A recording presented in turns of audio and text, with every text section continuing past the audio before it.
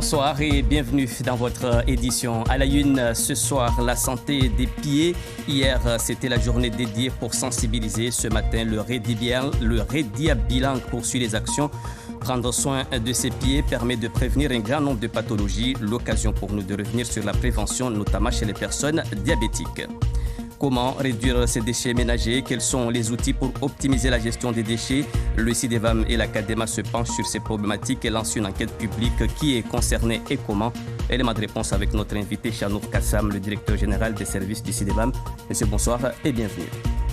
Et à la fin de ce journal, nous irons à Chirungi, au lycée Tani Malandi, où en cette fin d'année, les élèves ont organisé un concours de Miss Excellence. La beauté au menu certes, mais vous allez le voir, la pédagogie n'est jamais loin. Au lendemain de la journée mondiale de la santé du pied, le Rediabilang poursuit les actions. L'occasion pour les 3 podologues de l'île de présenter leur métier et d'éveiller les consciences sur l'importance des soins, particulièrement chez les personnes diabétiques. Hachim Sedachim et Farah Houssine. La marche pieds nus, en claquettes ou talons hauts est un plaisir, un bonheur parfois nuisible chez certains patients. Le spécialiste du pied conseille ses patients aux soins d'entretien, au pire, un traitement. Les conseils au niveau de la coupe d'ongles, ça va être plutôt des conseils d'ordre... il faut couper l'ongle assez droit, en fait, ne pas aller trop chercher dans les coins, parce que souvent, c'est le problème des personnes qui ont des ongles incarnés par la suite. Et puis après, il y a des personnes qui viennent nous voir parce qu'ils ont une douleur. Et donc là, pour le coup, ça peut être un ongle incarné, une verrue, de la callosité, un corps. Et donc là, on est vraiment sur le traitement du motif de consultation. Le motif de consultation, Nemati en possède un. Sa marche est trop appuyée sur l'avant-pied, conséquence des chaussures à talons hauts. Il faudrait peut-être faire quelques exercices pour accentuer un peu le muscle du derrière. Et puis faire attention aux chaussures qu'on porte en fait. Vu que j'ai un pied plus grand, choisir la bonne chaussure, la bonne pointure. En Tufidine a une jambe plus longue que l'autre, il doit compenser l'écart avec une semelle de pied. La jambe gauche est plus basse. Et ici, hop là, on regarde. Alors tu peux décaler, ouvrir un tout petit peu ton pied, super. Ils ont confirmé qu'il y a bien 1 centimètre d'écart au niveau des deux pieds. Alors quel conseil vous a-t-on donné aujourd'hui ? Du coup, il m'a conseillé de passer voir mon médecin traitant et de lui demander de me prescrire une ordonnance pour des semelles. Les problèmes sont multiples et varient d'un individu à l'autre. Souvent en cabinet, on retrouve des patients qui ont des douleurs au talon. Beaucoup souffrent le matin au lever du lit, au premier pas. Donc ça, on reçoit beaucoup ces patients-là au cabinet. Sinon, on reçoit en consultation des patients qui ont des ongles incarnés, des mycoses, en plus des patients diabétiques. Le patient diabétique, il a un risque de complications au niveau des pieds. Et ces complications sont notamment la perte de sensibilité, les plaies aux pieds. Et dans le cadre d'un patient dont on n'a pas dépisté les pieds, dont il n'y a pas un suivi régulier au niveau des soins, ça peut aller jusqu'à des plaies importantes aux pieds qui ne se referment pas facilement ou même des amputations. Mayotte compte 12% de personnes diabétiques. Les professionnels des pieds recommandent de ne pas attendre la douleur pour consulter. Ceux qui ont des enfants en bas âge sont souvent confrontés au casse-tête de la garde. Les listes d'attente en crèche sont souvent très longues par manque de structure sur notre territoire.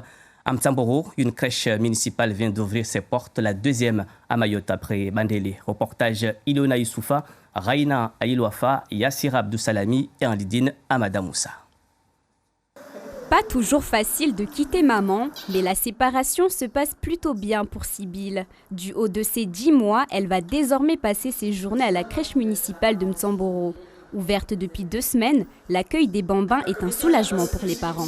Et là, ça y est, on vient de finir la période d'adaptation et on va commencer le contrat la semaine prochaine. On est très contents. On a une structure toute colorée, toute neuve, toute encadrée comme il faut. Et donc même pour les parents, ça nous rassure. En fonction de leur âge et de leur rythme, différentes activités sont proposées. Pour le moment, la crèche accueille une 20aine d'enfants, petits et moyens.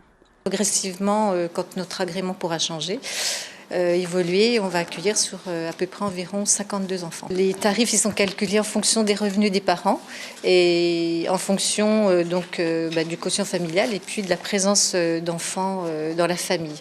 Donc plus il y a d'enfants, moins c'est cher. En projet depuis plusieurs années, la seconde crèche municipale de Lille se situe à Mtsamboro, mais est cependant ouverte à toute la population. Il y a une commission qui vont surveiller, voir les dossiers d'inscription. Après, derrière, on verra, on décidera qui intégrera. Dans l'avenir, pourquoi pas ouvrir une autre crèche à Mtsara, par exemple. Ça, c'est une idée qui est sur la table. Bien plus qu'un mode de garde, la crèche est avant tout un lieu de socialisation pour les enfants, même si c'est bien plus agréable de retrouver les bras de maman. La suite de cette édition, sachez que la commune de Koungou a pris un arrêté interdisant la circulation des mineurs dans la commune de 20h à 4h du matin à partir de ce soir jusqu'à lundi matin. Et puis ces perturbations qui s'annoncent en petite terre, les taximans se préparent à un mouvement de grève dès lundi face à l'inflation. Ils demandent à la préfecture de revoir les tarifs. Aujourd'hui, il est à 1,60 € et autres revendications, l'aménagement de leur parking à Dzaoudi, des points de crispation déjà évoqués lors d'un précédent mouvement en janvier dernier. Et on écoute à ce propos Abdallah Moussa, le représentant des taxis, au micro d'Assad Razafitséno. Quand vous traversez, vous le voyez, il y a toujours des voitures, des camions de la gendarmerie qui est placé devant notre parking. Et ça, il faut qu'on sache exactement ça appartient à qui. Si c'est aux forces de l'ordre, on va le laisser, eux ils travaillent. Si ce n'est pas le cas, qu'on met un panneau signalant qu'ici c'est réservé pour les taxis. Et ça fait mois de janvier, on avait fait une grève pour événement, pour l'augmentation du taxi. On nous a dit qu'on va nous voir, on aura une réponse d'ici là. Et jusqu'à maintenant, ça fait 5 mois de là, on n'a pas eu de réponse. Et maintenant, c'était la semaine dernière. On s'est décidé, dans ce cas-là, on va envoyer un préavis de grève que peut-être le préfet va recevoir pour discuter. Parce que nous, on ne veut pas pénaliser nos clients et la population. Du coup, c'est pour cela, là, en plus, j'en profite pour passer un message clair et net pour nos collègues qui sont là-bas, Grand Terre. S'ils ont entendu qu'on est en mouvement ici, et ici aussi le mouvement de l'autre côté en Grand Terre. Je vous le disais en titre ce matin, à la MJC de Mangajou dans la commune de Sada, le CIDEVAM et la CADEMA lancent une enquête publique auprès des usagers. L'idée, recueillir les avis en matière de gestion et comment réduire les déchets ménagers, une problématique dans un territoire où les déchets s'amoncellent face à des ménages qui consomment de plus en plus. Et comme convenu avec nous sur ce plateau, Chanour Kassam, directeur général des services du CIDEVAM. Monsieur, bonsoir et merci d'être avec nous. Alors d'abord, comment va se dérouler cette enquête publique ? Donc c'est une enquête publique qui va démarrer mardi prochain, donc le 21 juin à l'occurrence, et qui va se dérouler pendant un mois et qui va du coup permettre à tout un chacun, donc que ce soit usagers, entreprises, associations, de prendre connaissance des éléments d'action qu'on a prévus, donc à peu près 28 actions regroupées en 11 thématiques, et pourront également contribuer à enrichir éventuellement ces actions, se positionner comme partenaires s'ils veulent, et également porter l'action. Alors là, vous êtes associé avec la CADEMA, donc c'est tous les usagers ou les usagers de la CADEMA ? Tous les usagers de Mayotte, parce que l'avantage c'est qu'ayant collaboré avec la CADEMA, on couvre l'entièreté du territoire. Donc CADEMA regroupant donc Mamoudzou, Dameni et le CIDEVAM, les 15 autres communes de l'île. L'objectif est certes de récolter les avis des usagers, mais j'imagine que pour répondre à cette question, comment réduire les déchets ménagers, vous avez des pistes. Tout à fait. Donc ce document, qui est un document réglementaire, nous permet donc effectivement de brasser large et de faire un focus en particulier sur les questions de production de déchets. Donc c'est vraiment un focus sur le producteur, donc qu'il soit citoyen, entreprise ou administration. Et d'ailleurs, on a réalisé un diagnostic avant d'aboutir à ces 28 actions. Et dans ces diagnostics, on en tire certains éléments d'information très utiles. Déjà, il faut savoir qu'on a un centre d'enfouissement qui a été donc inauguré en 2014 et qui se surcharge de plus en plus. Là, aujourd'hui, on a une capacité d'enfouissement maximum de 100 000 tonnes par an. Et en fait, on a déjà atteint les 80 000 tonnes. Donc déjà un constat alarmant. À cette dynamique, au lieu d'avoir 30 ans de durée de vie, on s'inquiète un peu de la dynamique et a priori, on ne va pas atteindre les 30 ans. Peut-être qu'on va plutôt l'user sur 20, 25 ans. Donc d'où le sujet, effectivement, aujourd'hui, de maîtriser la production de déchets.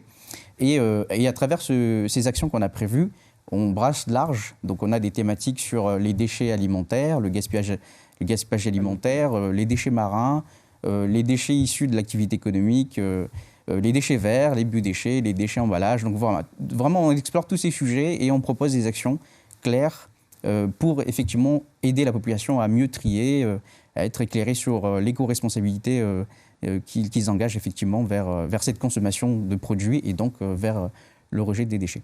Restons sur les déchets ménagers. Nous en produisions combien de tonnes par mois? Alors, on a une moyenne annuelle en vérité sur 76 000 tonnes par an. Et c'est une dynamique qui croît véritablement très vite. L'année dernière, à l'occurrence, on était plutôt sur une dynamique, je dirais, de 70 000. Et on fait un bond à chaque fois, je dirais, inquiétant. Donc là à l'occurrence, par exemple, depuis février dernier, grâce à l'opération que le président avait citée sur ce plateau même il y a quelques mois, donc de dotation des 21 000 bacs, on a commencé avec 6 000 bacs à l'occurrence, et avec 6 000 bacs, on a fait un bond par semaine de 50 tonnes supplémentaires. Donc c'est conséquent. Donc il y a urgence.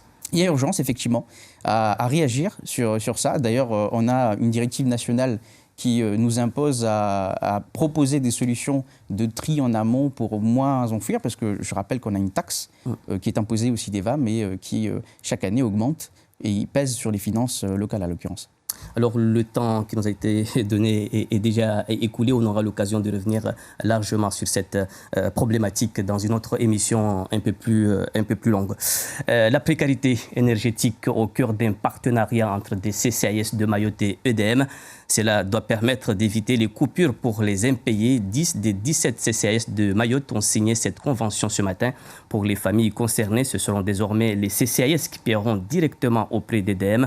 Présentation du dispositif avec Siti Ali Mdaouma, la vice-présidente du CCAS de Pamandzi, et le Tomiko d'Abdelrahman Saïd et Youssouf Ahmed Matoir. Cette convention qu'on a signée avec EDM, c'est pour nous permettre de travailler ensemble pour transmettre toutes les aides possibles qui existent à EDM à notre population de Pamandzi. Première aide qui existe actuellement, que la population, il y en a beaucoup qui ignorent, c'est le chèque énergie. Ça, c'est une aide de l'État. C'est un chèque qui est envoyé à notre population et la population amène le chèque à EDM pour payer leurs factures. Beaucoup reçoivent ce chèque à la maison, mais ils ne comprennent pas comment l'utiliser. Avec cette convention, ça permet au CCAS de Pamandzi d'accompagner cette population à l'utilisation de ce chèque. Il y en a qui ont le droit, mais qui n'ont pas reçu le chèque par rapport à l'adressage. On sait très bien que l'adressage de Mayotte n'est pas encore aux normes. Donc par rapport à ça, il y en a qui perdent leurs droits. Donc ça nous permettra d'accompagner ces gens-là à faire leur demande de chèque en ligne, parce que tout se fait en ligne, à faire leur demande de chèque en ligne et bénéficier de ces chèques-là qui leur permettra de payer leurs factures d'EDM. Direction Paris pour la 6e édition du Salon Vivatech. C'est le plus grand événement européen dédié aux startups et nouvelles technologies. 1700 startups venues des 4 coins du monde et d'outre-mer rivalisent d'imagination pour attirer clients et investisseurs. Jean-Michel Mazerolles et Emmanuel Gir. Jusqu'à 30% d'économie d'énergie dans les piscines municipales et dans les bassins des parcs aquatiques grâce à des capteurs et un logiciel ultra performant. C'est tout l'intérêt de cette start-up réunionnaise qui, grâce à la technologie numérique, permet d'optimiser le chauffage de l'eau, la ventilation, la déshumidification du bâtiment et les débits d'exfiltration d'eau. Résultat, moins de dépenses pour les municipalités et une lutte contre le gaspillage énergétique. On a pu toucher des gens d'EDF, on a pu toucher des gens du ministère de la transition écologique qui nous ont parlé de certains appels à projets qui vont sortir, qui peuvent être très intéressants pour nous. Également des gens qui vont nous mettre en contact avec différentes collectivités, parce que ça fait vraiment partie de nos clients. On n'avait pas levé le petit doigt, on venait d'arriver au salon et ces gens sont déjà venus à nous. C'est la première fois que l'équipe de cette start-up, créée à la Possession, participe à ce salon spécialisé et dédié aux micro-entreprises en devenir et aux nouvelles technologies. Le plus grand événement du genre en Europe, un passage obligé pour ces jeunes pousses entrepreneuriales afin d'être visible vis-à-vis de nos clients, de nos prospects, mais également effectivement être visible des financeurs pour les prochaines phases de développement de l'entreprise qui vont probablement nécessiter, au-delà des fonds qu'on a déjà récoltés pour arriver où on est, mais également d'avoir des fonds nouveaux plus tard pour développer la société et aller encore plus loin. Visibilité également des incubateurs, ceux qui ont cru et soutenu le projet dès le départ, ainsi que les partenaires financiers locaux. On veut que ça crée de l'emploi en local, que ces entreprises restent sur leur territoire, mais en même temps qu'elles développent à l'international leurs solutions, dans un développement commercial qui irait d'abord sur le territoire français, métropolitain, puis européen, puis à l'international. Preuve en est, cette autre start-up née à Saint-Denis de la Réunion, spécialisée dans les vélos cargo de nouvelle génération. Grâce à sa venue au dernier salon en 2019, elle a été sélectionnée par un gros partenaire financier et effectué ainsi une levée de fonds de plus d'1 million d'euros. On a eu la chance d'être sélectionné parmi les 7 startups mises en avant par KPMG. Ça nous a permis d'être présents, de rencontrer de nouveaux investisseurs d'ailleurs qui aujourd'hui sont rentrés au board et de pouvoir closer notre levée de fonds avec un partenaire, Apicap, ce qui nous permet aujourd'hui un déploiement au national et d'avoir pu partir ensuite également au CES de Las Vegas où Hello a été mis en avant parmi les 10 innovations marquantes. Fort de ce succès, ce Réunionnais d'adoption a déjà produit plus de 50 de ces machines à La Réunion et à Mayotte et plus de 200 en Hexagone. Il compte attaquer très vite les marchés antillais et guyanais, puis l'Allemagne et les pays nordiques. Comme quoi le passage par ce salon parisien est devenu indispensable aux startups qui souhaitent voir leur activité décoller. Les fêtes de fin d'année se multiplient dans les établissements scolaires de l'île. Les lycéens de Chirongui ne dérogent pas à la règle, mais ils se démarquent avec la création d'une élection Miss Excellence Tani Malandi, inspirée directement de l'élection de Miss Excellence Mayotte. Ambiance sur place, Géraldine Lui et Assad Razafiteno.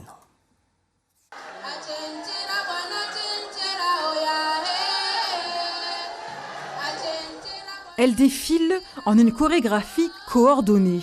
Les élèves du lycée de Chirongui sont apprêtés et maquillés avec soin pour fêter la fin de l'année.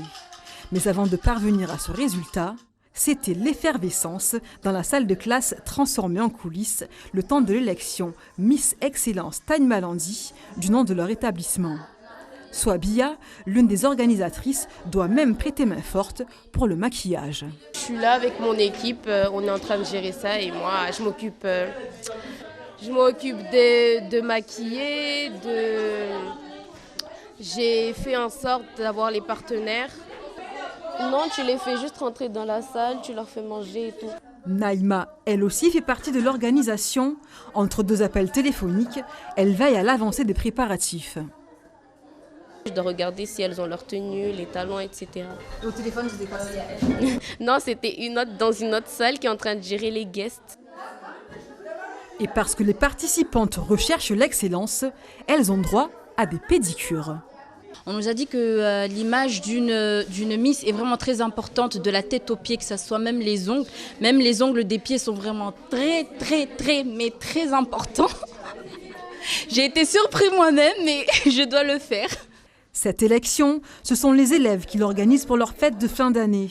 11 jeunes filles vont défiler devant leurs camarades. Un véritable défi pour elles. On doit juste avoir confiance en soi et puis c'est tout en fait. J'ai envie de montrer que malgré le fait d'être timide et de pas être à l'aise devant un public, qu'on peut surmonter les obstacles et dépasser ses limites en fait. J'ai pas participé à l'élection Miss Excellence parce que j'ai pas confiance en moi tout simplement. Du coup, je me suis dit, ici c'est l'occasion de me préparer, de bien me préparer et peut-être qu'un jour j'aurai l'occasion de participer. C'est la première édition de Miss Excellence Tani Malandi. Les élèves de terminale espèrent lancer une tradition, une sorte de clôture en beauté de leurs années lycée.